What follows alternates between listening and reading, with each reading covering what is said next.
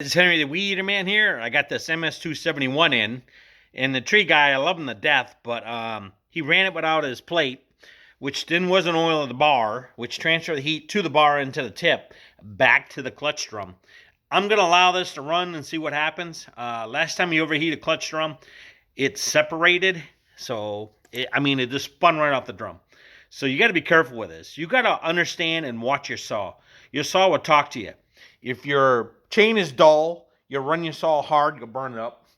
If chain cuts too deep, you run it hard, you burn it up.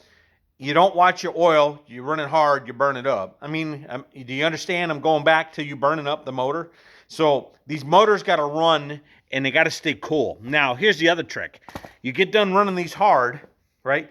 You got to set them on the ground, let them run for about a minute to 2 minutes, and let the cylinder cool down. Let the saw heat up evenly before you turn it off. Otherwise, you're going to cause the piston to crowd. And when the piston crowds, this is what happens. Okay, crowd on the piston, you'll burn it up.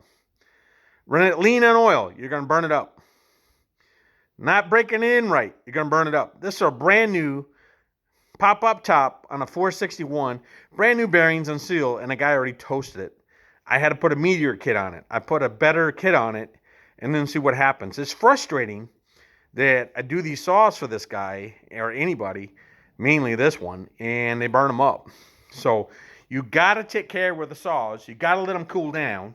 And when you get a new rebuild on it, you got to go through at least 4 tanks to let the piston in the cylinder season itself, right? It's got to season. It's aluminum.